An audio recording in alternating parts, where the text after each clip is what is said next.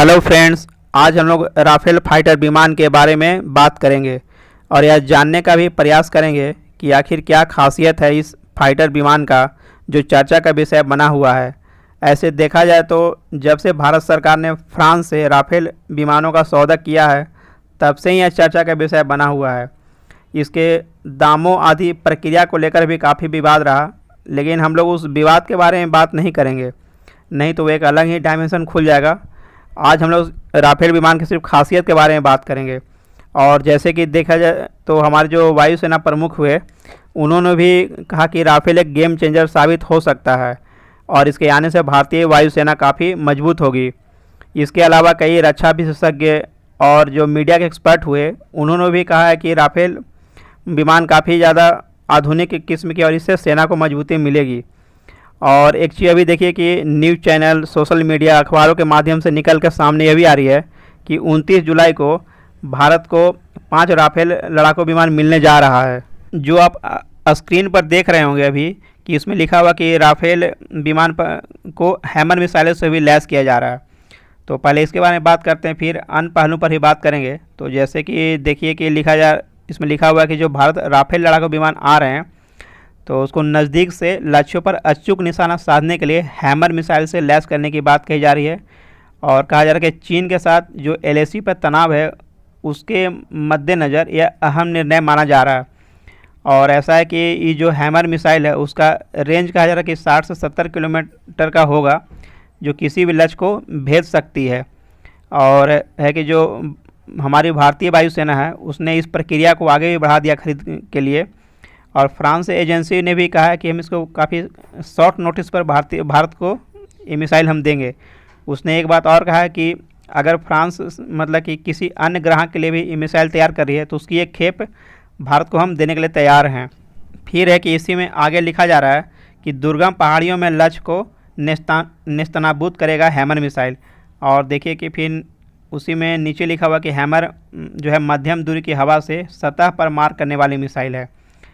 और फिर है कि लिखा हुआ कि इसे फ्रांसीसी वायुसेना और नौसेना की ज़रूरतों के लिए बनाया गया था। फिर बताया जा रहा है कि जो हैमर मिसाइल है वो लद्दाख जैसे पहाड़ी इलाकों में मजबूत से मजबूत शेल्टर और बंकरों को तबाह करने का काम कर सकता है। तो और फिर अंतिम में देखिए कि लिखा हुआ कि पूर्वी लद्दाख के पर्वतीय क्षेत्रों में यह पासा पलटने वाली साबित हो सकती है।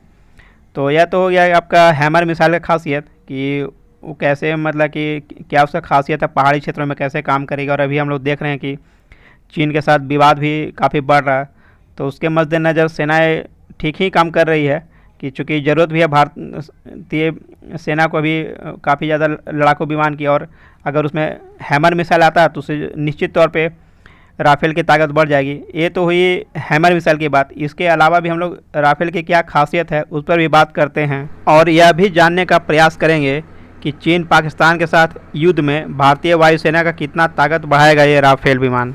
The institute for defence study and analysis से जुड़े एक विशेषज्ञ मानते हैं कि कोई भी लड़ाकू विमान कितना ताकतवर है यह उसकी सेंसर क्षमता और हथियार पर निर्भर करता है। मतलब कोई फाइटर प्लेन कितनी दूर तक देख सकता है और कितनी दूर तक मार कर सकता है। जैसे कि हम लोग अभी देखे रहे हैं कि उसमें हैमर मिसाइल लगाने का बात चल रहा है मारक क्षमता बढ़ाने के लिए। और आगे उनका कहना है कि जाहिर है इस मामले में राफेल बहुत ही आधुनिक विमान है।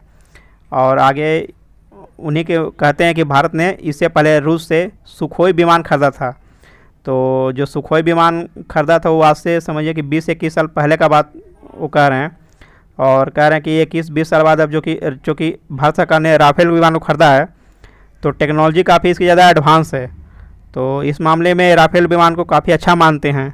और है कि आगे कहा जाता है कि कोई फाइटर प्लेन कितनी ऊंचाई तक उड़ सकता है यह उसकी इंजन की ताकत पर निर्भर करता है। और सामान्य रूप से देखा जाए तो कोई भी फाइटर प्लेन आपका 40,000 से 50,000 फीट की ऊंचाई तक उड़ सकता है, लेकिन ऊंचाई से किसी लड़ाकू विमान का ताकत का अंदाज़ा नहीं लगाया जा सकता है। और है कि ऐसा कहा जाता है कि किसी भी फाइटर प्लेन का अगर उसका ताकत का अंदाज़ा लगाना हो तो उसका हथियार और सेंसर क्षमता को देखकर लगाया जा सकता है। एशिया टाइम्स में एक रक्षा विशेषज्ञ हैं, वो कहते हैं कि परमाणु हथियारों से लैस राफेल विमान हवा से हवा में 150 किलोमीटर तक मिसाइल दाग सकता है और हवा से ज़मीन में इसकी मारक क्षमता 300 किलोमीटर है। तो अगर देखा जाए तो इसकी जो मारक क्षमता है वो कहीं ना कहीं अन्य विमानों से इसे अलग करती है और इसे बेहद ही कारगर बनाती है। और है कि यार कुछ रक्षा विशेषज्ञ इस पर भी बात करते हैं कि जो पाकिस्तान के फाइटर प्लेन है, जैसे आपका J-17 हो गया, F-16 और मिराज विमान है, तो राफेल के आगे कहीं नहीं टिकता है। चूँकि राफेल का अभी मारक क्षमता हम लोग देख लिए और पाकिस्तान पास जो विमान है उसकी मारक क्षमता काफ़ी कम है। यानी कि सीधे शब्दों में कहा जाए तो राफेल की टेक्नोलॉजी कहीं ना कहीं ज़्यादा अच्छी मानी जाएगी जो पाकिस्तान के पास विमान है। इसी में आगे रक्षा विशेषज्ञ कहते हैं कि भारत के पास 36 राफेल है, तो वह 36 जगह से ही लड़ाई कर सकता है। और अगर है कि पाकिस्तान या चीन पास ज़्यादा फाइटर प्लेन होंगे तो वो ज़्यादा जगहों से लड़ाई कर सकेगा। मतलब साफ है कि संख्या काफ़ी ज़्यादा मायने रखती है कि किस देश पास कितना फाइटर प्लेन है। राफेल के बारे में यह भी कहा जाता है कि यह ऊपर नीचे अगल बगल हर तरफ निगरानी रखने में सक्षम है। यानी कि इसकी विजिबिलिटी 360 डिग्री है। और इसमें एक सबसे बड़ा फ़ायदा यह है कि पायलट को मतलब विरोधी को देखना है और सिर्फ बटन दबा देना, बाकी काम कंप्यूटर कर लेगा। जो 99 का कारगिल वॉर हुआ था तो ऐसा उसमें कहा जा रहा कि जो भारतीय सेना इसलिए पाकिस्तान पर भी हावी रही थी कि भारतीय के पास जो विमान थे आपका सुखोई 30 और मिग जो विमान थे उसकी जो मारक क्षमता वो काफ़ी दूर तक थी। यानी कि कहा जा सकता लगभग 30 किलोमीटर तक। और जो पाकिस्तान के जो फाइटर प्लेन था उसकी मारक क्षमता कम थी, तो इसलिए भी मतलब कि हम लोग हावी रहे पाकिस्तान पे। और भी कारण हैं लेकिन ये भी एक कारण कहा जाता है। अगर हम लोग पाकिस्तान के संदर्भ में बात करें तो हम लोग देखेंगे कि आसानी से भारतीय सेना पाकिस्तान पे हावी होगी, इसलिए कि पहले से ही हमारे पास पाकिस्तान को टक्कर देने के काफ़ी अच्छे विमान थे। और राफेल आने के बाद तो कहना नहीं, इसकी जो मारक क्षमता है हवा से हवा में 150 किलोमीटर और हवा से ज़मीन में 300 किलोमीटर हो गई है। और इतनी रेंज की पाकिस्तान पास कोई है नहीं। रक्षा विशेषज्ञ राहुल बेदी जी का कहना है कि राफेल से भारतीय सेना की ताकत बढ़ेगी, लेकिन साथ ही वे कहते हैं कि इसकी संख्या बहुत कम है और 36 राफेल जो विमान है वो अम्बाला और पश्चिम बंगाल के हासीमारा स्क्वाड्रन में ही खप जाएगी। आगे वो कहते हैं कि 2 स्क्वाड्रन काफ़ी नहीं है। भारतीय वायुसेना को 42 स्क्वाड्रन आवंटित की गई है और अभी 32 ही हैं। जितने स्क्वाड्रन हैं उसके हिसाब से तो लड़ाकू विमान नहीं है। आगे इस बात पे वो जोर देते हैं कि गुणवत्ता तो चाहिए लड़ाकू विमानों में, साथ में संख्या भी चाहिए।